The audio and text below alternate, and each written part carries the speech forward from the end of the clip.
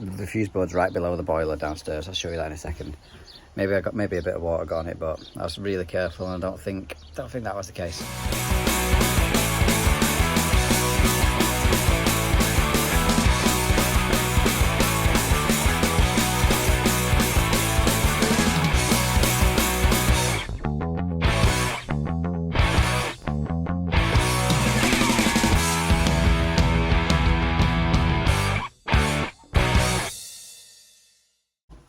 This morning's job, another combi swap, but it's not as nice as the last one you watched me on. We are changing it for another main. What we've got currently is an old Ariston. I wanted to show you this condensate setup. Obviously they made a trap here, but into copper. Cut that out after. It doesn't, I've been flew out on the other side, but it doesn't look like it's actually rotted. Although I have seen them rot. Condensate water is so acidic, it rots copper, which is why it's supposed to do with plastic. Got gas to upgrade. Obviously the fireworks a bit of a mess. So what I'm thinking of doing is cutting the boards off here, doing all the crossovers and stuff, bring them all up in position, up and out, upgrade this to 32. Yeah, flew straight out. Baxi main 30 going in. Don't think you need to know anything else. So now, try and get some footage for you. Any tips and tricks that I think of on the way I show you. Other than that, it's a boiler swap. Nice, easy, bread and butter kind of job. The old one's off. New jig there. Obviously flew back for its same hole. I'm going to now take this boards up, get all these cut back out of the way before hanging the new boiler on, because I'll struggle for access underneath. So I've got our jig on, obviously working to the flue as I've told you before. Level and screwed up. I'm going to leave this on now, and I'm going to transfer the level lines down so I know where the centre of the pipes are, and I can notch out this joist accordingly. Cut these two off here, out the way of that gas. It is 22mm. Just under the floor, so I'm hoping there's going to be a bit of movement. If not, I'll try and take that board up. So I'll cut these off. Got a couple of 3-pick cap-ins in case there's any water. Belts and braces. I've had a nightmare. The joist just broke to pieces. It's like it's in layers. Anyway, I put a strut across that metal strut. You can get a metal flat base just to support it, but with the boiler being finishing here, no one's ever going to stand on that anyway. I think I've kept that piece somewhere.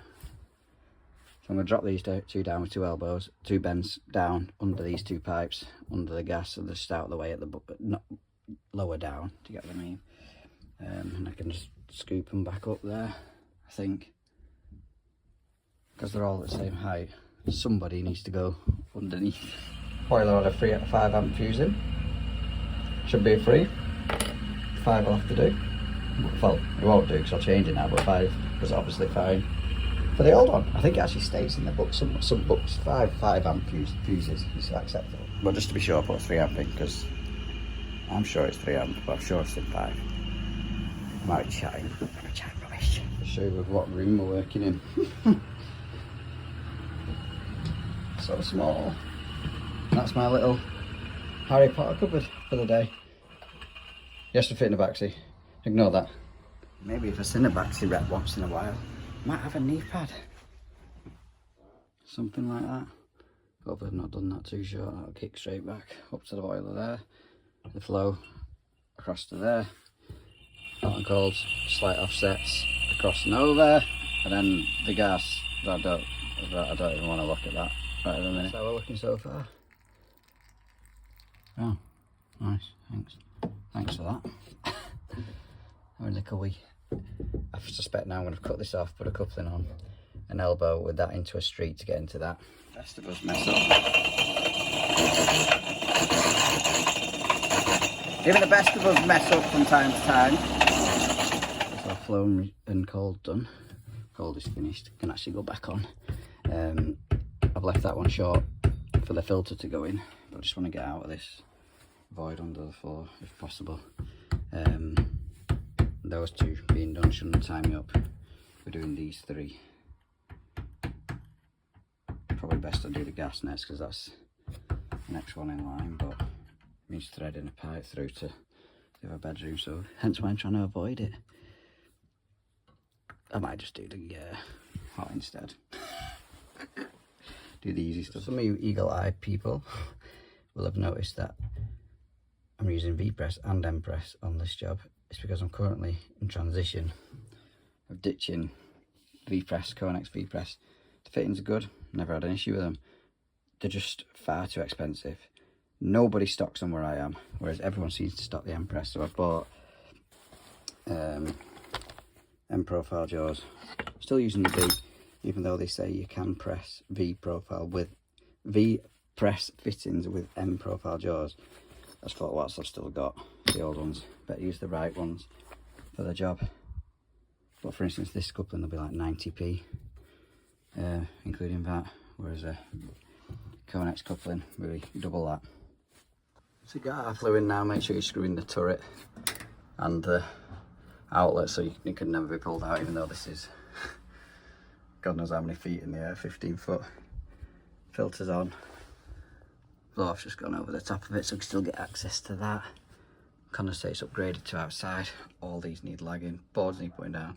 I need to fill her up. Just turn cold water on, and I'm doing a gas test currently. But that's going to look mint, that, when the boards are down. That's what you're going to see. A tip for you. Don't leave your back doors open when it's raining. And with this being a transit, it'll be a pile of rust in the morning, that.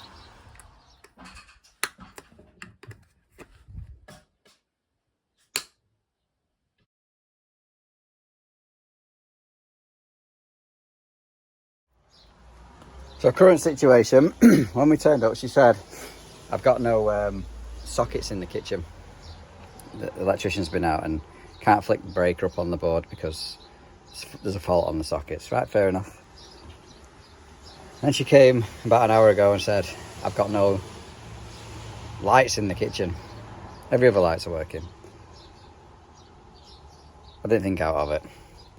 Maybe I got it. The fuse board's right below the boiler downstairs. I'll show you that in a second. Maybe I got a bit of water got on it, but I was really careful and I don't think that was the case. So I took the board cover off and just tried to dry it out if there was anything there, but still nothing. I thought I'm going to carry on with the boiler. Went to power the fuse pair up on the boiler. Nothing.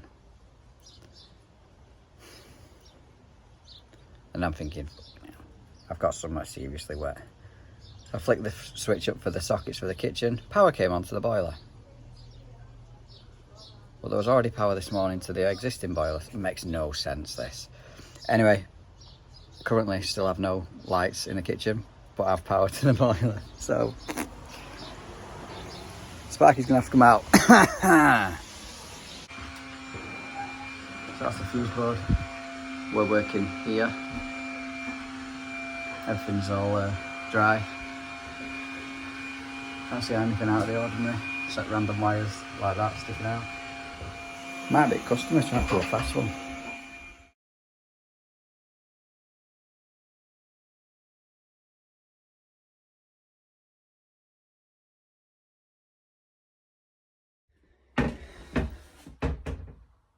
Can't tell to that. Should have started pipes on surface. Never mind. Still need to gain access to that gas. I believe the electrician's coming out to check out the lights. Anyway, thanks for watching. Catch you on the next one.